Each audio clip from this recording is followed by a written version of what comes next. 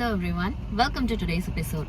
So இன்னைக்கு இந்த எபிசோடில் உங்கள் கூட என்ன ஷேர் பண்ண போகிறோம் அப்படின்னு பார்த்தீங்கன்னா ரொம்பவே ஒரு இம்பார்ட்டண்ட்டான வீடியோ அப்படின்னே சொல்லலாம்.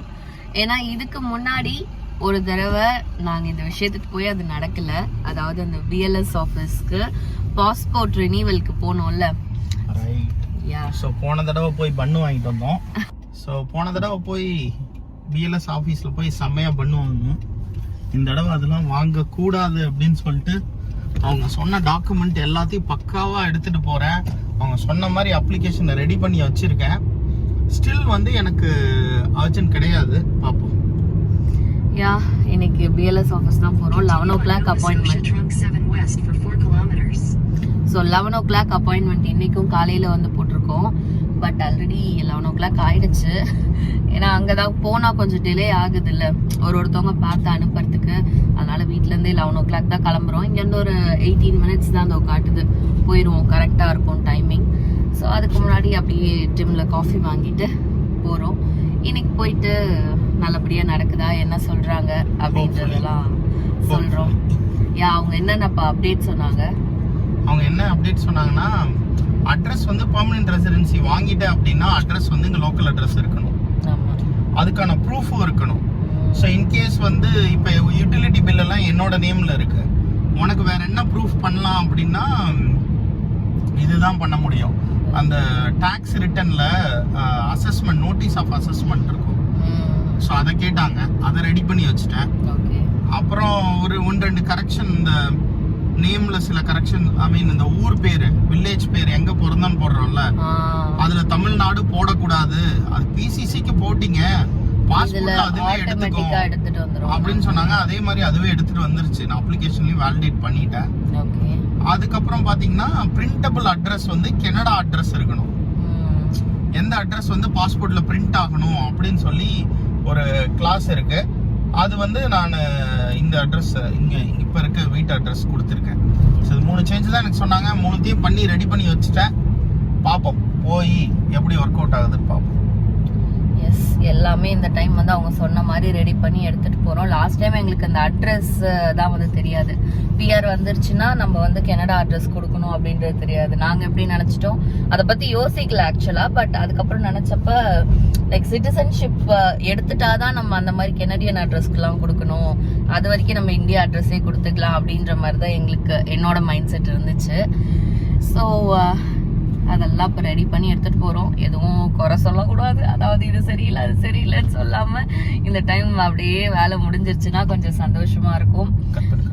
ஸோ பிரேக்ஃபாஸ்ட்டுக்கு வந்து பார்த்தீங்கன்னா டிம்மில் வந்து ஃப்ளாட் பிரெட் ஒன்று புதுசாக விட்டுருக்காங்க, அதை ட்ரை பண்ணலான்னு சொல்லிட்டு வாங்கியிருக்கோம்.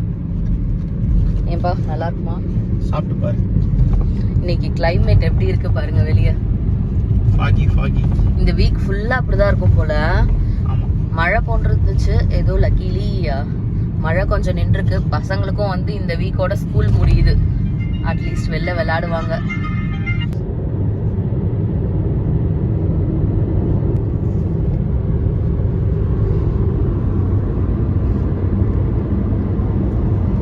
எப்படி இருக்கு? நல்லா இருக்கு. Combination flavour. சாப்பிட்டு பாரு.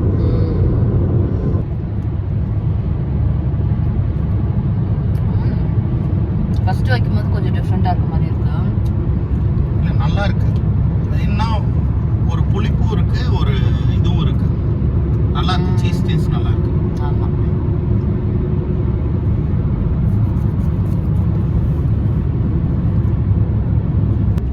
எப்படி இருக்கு பாருங்க ஃப்ரிட்ஜ். இருந்தாலும் கட்டத்துறைக்கு ரொம்ப தைரியம். இந்த ஃப்ரிட்ஜ்ல கூட பீஸா சாப்பிட்டே ஓட்டுறேன் பாரு.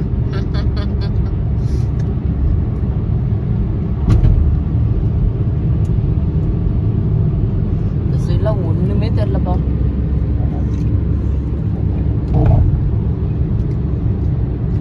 இப்படி இருக்கே ஒரு வாரமா உலகம்.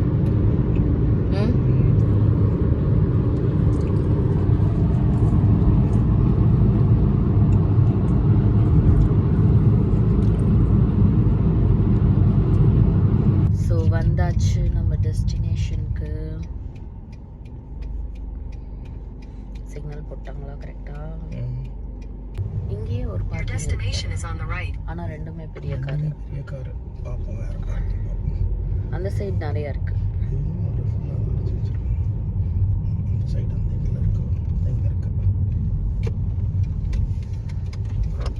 சின்ன சின்னதா இருக்கு பார்க்கிங்லாம். இருக்குது.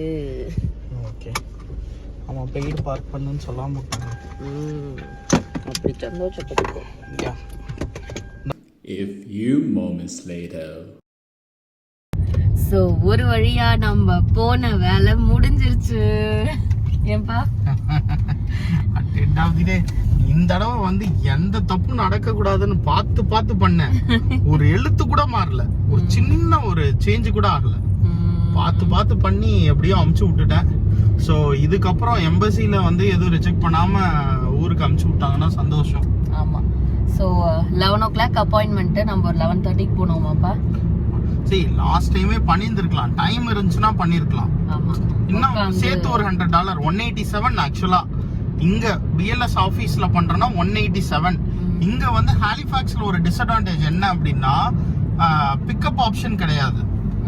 அதே வந்து இதுல வந்து கொரியர் பண்ண தேவையில்ல. மிசிசாகா ஆபீஸ்ல கொரியர் பண்ணணும்னு அவசியம் இல்லை. இங்க நேரா வந்து பிக் பண்ணிக்கலாம். இங்க வந்து பிக்கப் ஆப்ஷன் கிடையாது. ஹாலிஃபாக்ஸ் வந்து it comes under Toronto. they don't have pickup option. So வீட்டுக்கு கொரியர் தான் வரும். அந்த ப்ரோ லைட்டரோ ஏதோ ஒரு கொரியர் இருக்குல்ல, அதுல தான் வரும்.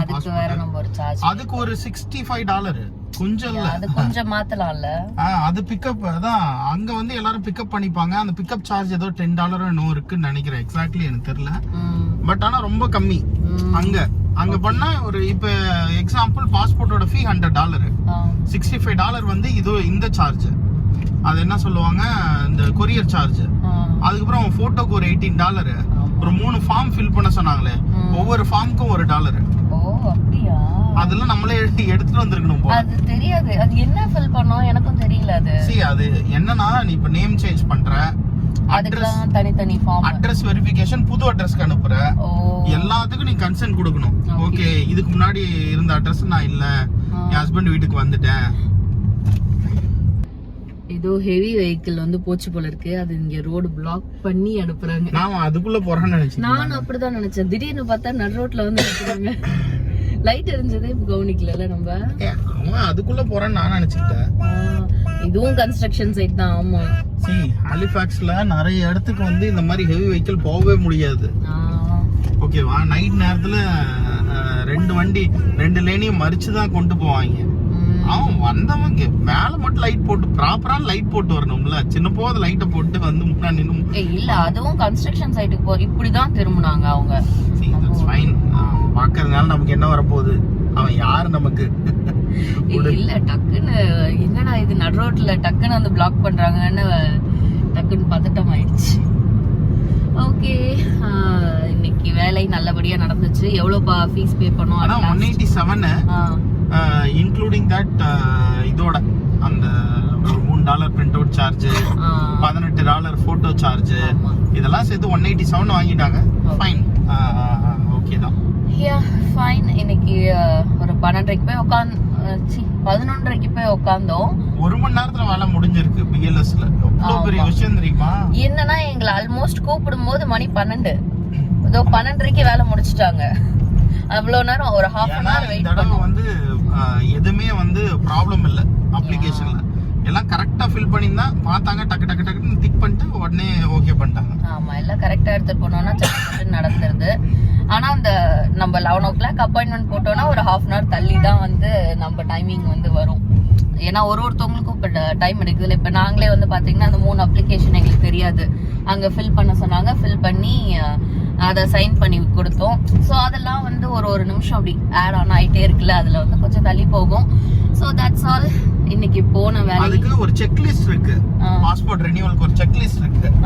அந்த செக் லிஸ்ட் எடுத்தா மேபி நமக்கும் இந்த ஃபார்ம்லாம் தெரிஞ்சிருக்கும். ஓகே, நான் அந்த செக் லிஸ்ட்டை மிஸ் பண்ணிட்டேன். But that's fine. நீங்க யாராவது போறீங்கன்னா பாஸ்போர்ட் ரெனியூவலுக்கான செக் லிஸ்ட் வந்து டவுன்லோட் பண்ணி அந்த செக் லிஸ்ட் படி டாக்குமெண்ட் எல்லாம் ப்ரிப்பேர் பண்ணிட்டு போனீங்கன்னா அந்த ஒரு $3 கூட கொடுக்க வேண்டாம். ஸோ அவ்வளவுதான். ஒரு வழியா பிஎல்எஸ் வேலை முடிஞ்சிருச்சு. இன்னும் ஒரு தடவை வரணும் பிஎல்எஸ்க்கு.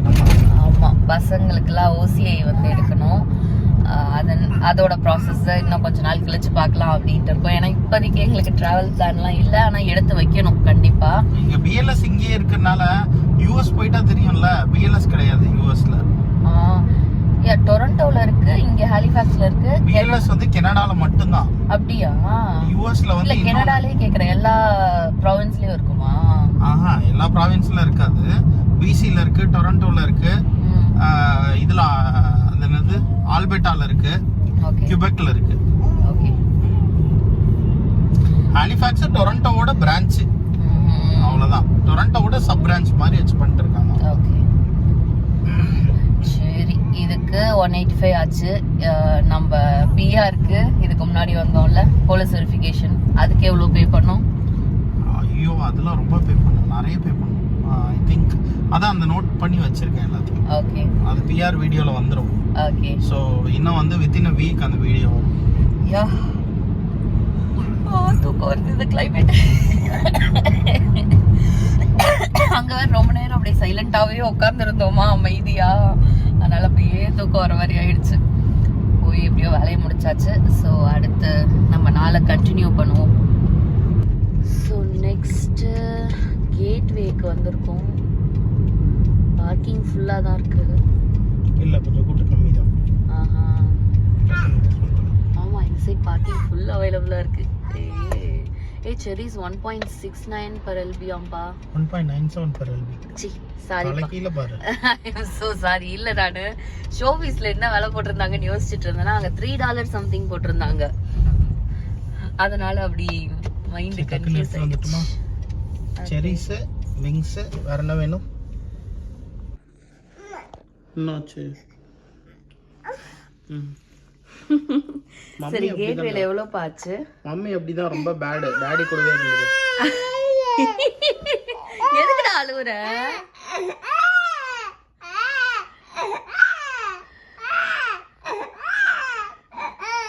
ஸோ மார்னிங் வந்து நம்ம பிஎல்எஸ் ஆஃபீஸ் போயிட்டு கேட்வேலாம் போயிட்டு வந்தாச்சு. வந்து இப்போ ஈவினிங்னு சொல்ல முடியாது, நைட் 8 மணி ஆக போகுது. ஆனால் வெயில் பாருங்க எப்படி அடிக்குதுன்னு. ஸோ ஒரு சின்ன ஷாப்பிங்காக வந்திருக்கோம் இந்த ஏரியாவுக்கு. ஆஸ் யூஷுவல் எங்களோட ஃபேவரட் டாலர் ராமாக்கு தான் வந்திருக்கோம். அங்கே இருக்க பாருங்க அந்த கடைசியில்.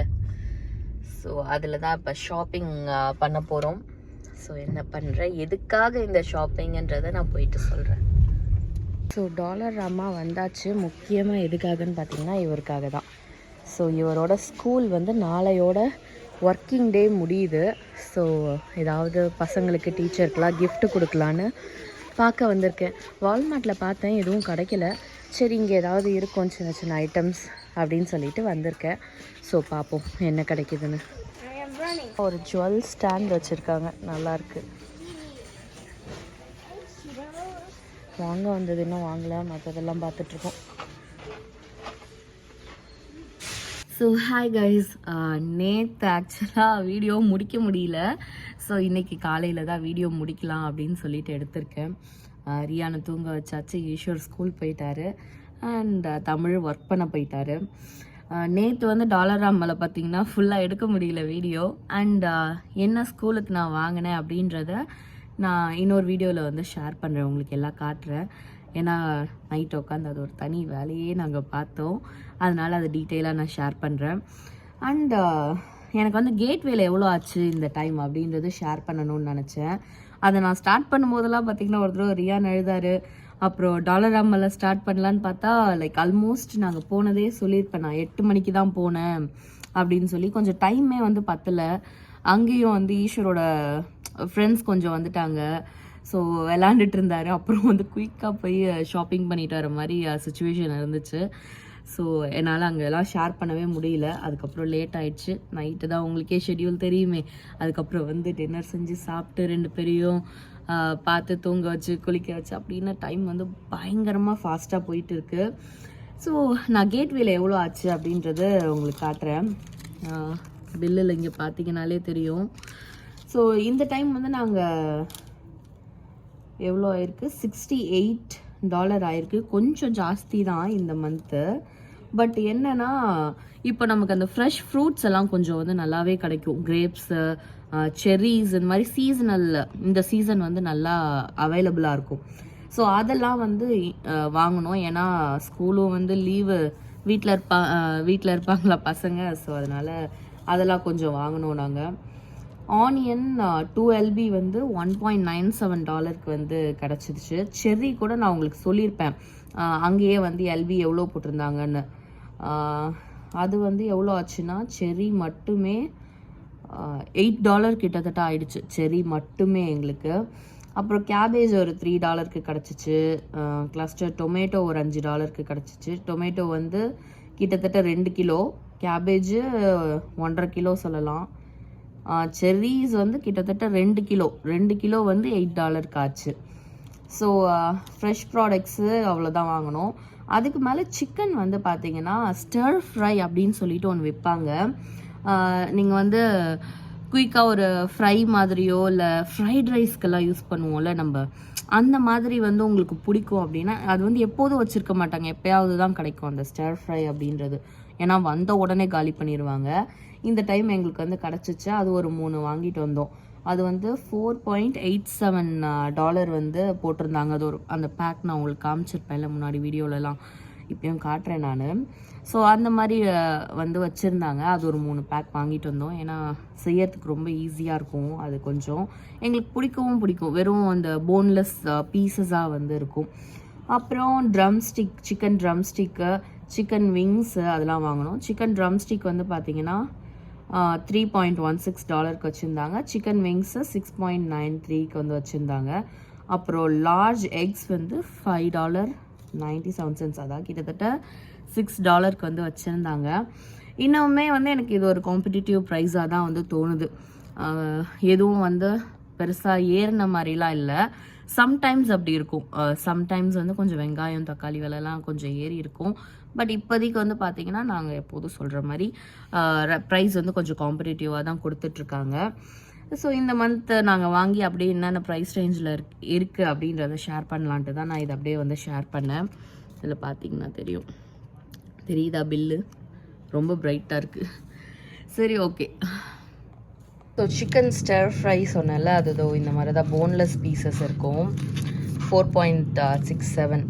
ஸோ இது வந்து வாங்கிட்டு வந்தோம். ஸோ இதில் பார்த்தா தெரியுதா உங்களுக்கு? ஜஸ்ட் ஃப்ளஷ் தான் இருக்கும். அப்படியே நம்ம எடுத்து போட்டு ஈஸியாக செஞ்சுக்கிற மாதிரி இருக்கும். நான் ஃப்ரீசரில் வச்சுருக்கேன் நாளைக்கு செய்யறதுக்காக. ஸோ இது வாங்கினோம். அப்புறம் லெக் பீஸ் ஆஸ் யூஷுவல் உங்களுக்கு தெரியும், நம்ம எப்போதும் வாங்கிறது தான். எல்லாம் ஃப்ரீஸ் ஆகிட்டுருக்கு. நான் ஃப்ரெஷ்ஷாக வாங்கிட்டு வந்தோடனே காட்டணும்னு நினச்சேன், நேற்று முடியல. ஸோ லெக் பீஸ் வந்து இந்த மாதிரி வந்து கொடுத்துருக்காங்க. So that's it guys. நான் வந்து உங்களுக்கு காமிச்சிருப்பேன். காய்கறிலாம் வந்து பிரித்து எடுத்து வச்சாச்சு.